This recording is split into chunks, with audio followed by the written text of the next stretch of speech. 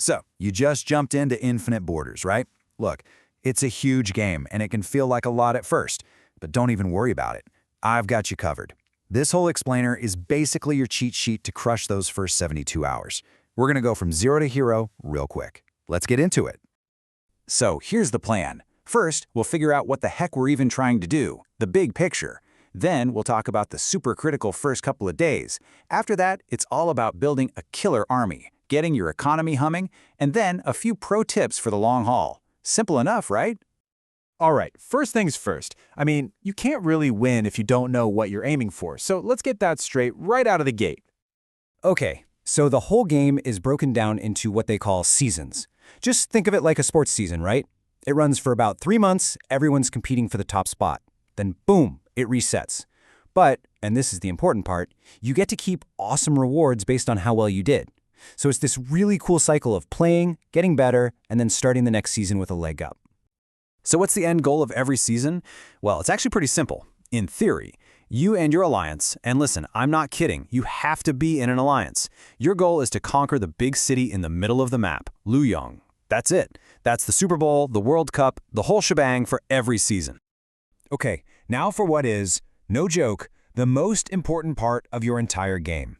We're talking about your first 48 hours. This is your golden window. You absolutely have to take advantage of it. So for those first 2 days, the game basically puts you on easy mode. It's awesome.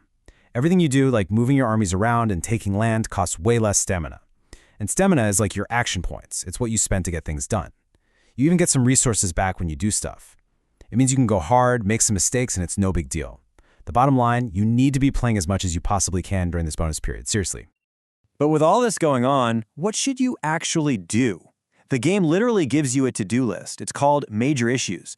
Think of it as your main storyline quest. Just follow it, step by step. It'll guide you through everything, building your city, grabbing land, unlocking cool new stuff. If you're ever lost, just look at your major issues and do the next thing. It's your North Star. All right, let's get specific. Here's your checklist for the first 3 days. Day 1, your only job is to finish Chapter 5 of those quests and start taking over some Level 3 land. Got it? Good. Day 2, this one's huge. You're going to push to Chapter 7, get your castle to Level 5, and build a commander hall. Why? Because that unlocks your first full 3-hero army. Then on Day 3, the goal is Chapter 8, and you start hunting for that sweet, sweet Level 5 land. That's where the good resources are. And speaking of that first army, what should it look like? Well, here are 2 killer lineups for you. One if you're free to play, and another if you picked up that starter pack. And hey, see that SP Luigi guy in the front? You get him just for logging in, and he is an absolute tank. He's going to be your defensive rock, for sure. All right, so you've got your first team assembled. Now let's figure out how to make them really sing. We're diving into the nitty-gritty of how your army actually works. First thing you absolutely have to understand is command. Honestly, the easiest way to think about it is like a salary cap in sports. Every hero has a cost to put on the team, and the really awesome 5-star heroes, they cost a lot more. You just can't have the total cost of your 3 heroes go over your team's command limit. Simple as that. So you're probably asking, how do I raise my salary cap so I can use my best players? Easy. Every single time you upgrade your main castle building, your command cap gets a little boost. Later in the game, you'll unlock a building called the Buddhist Temple, and that'll bump it up even more. That's how you eventually get to feel the team of absolute legends.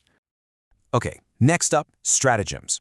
These are basically the skills your heroes use in a fight, and this is where the game gets really deep and strategic. Each hero comes with their own special skill, right? But you can unlock 2 extra slots to equip even more skills. This is how you customize your heroes and create some truly insane combos. And it's not just about what skills you have, but what type they are, because they go off in a very specific order.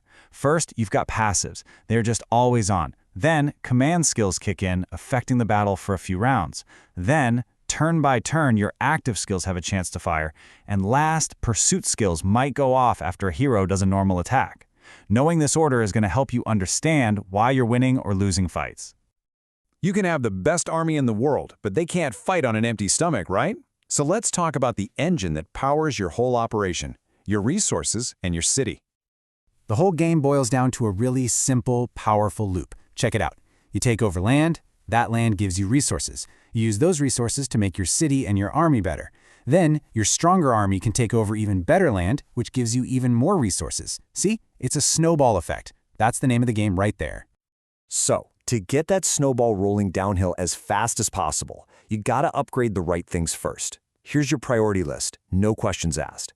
Rush your castle to level 7. Just focus on that. Why? Because that unlocks the barracks. And once you have the barracks, you pour everything into getting that to level 10.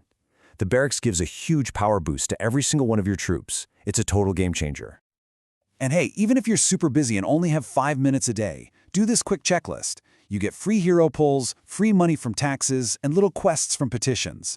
Just click through those. And always, always take a peek at the marketplace for deals and use up your decrees on building stuff. It's free progress. Don't leave it on the table.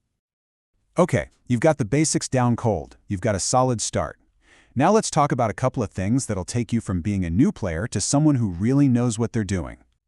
Now, this is something that trips up a lot of new players, so let's get it straight. Advancement versus Awakening. Advancement is when you get a duplicate of a hero. You feed it to the original and boom, you get a nice little stat boost. Think stats. Awakening is different. You sacrifice 2 other heroes of the same star level to unlock that 3rd skill slot on your favorite hero. Think skills. You need to do both to really max out a hero. Okay, look at this. This is super, super important. It's called attack range. See how your guys are lined up? Vanguard, Center, Grand Camp? Well, their position matters a lot. Every hero can only attack so far. If you stick a hero with a short attack range in the back row, well, they might not be able to hit anyone. You have to check your hero's range and place them where they can actually do their job, especially if their best skills trigger off of basic attacks. And remember what I said about alliances. They are not just for chatting. Think of your alliance's land as a giant highway system for your army. You can move and attack from any piece of land that you own or that any of your allies own. This is literally how you move across the entire map as a team and conquer the big stuff. So, there you have it. That's the roadmap.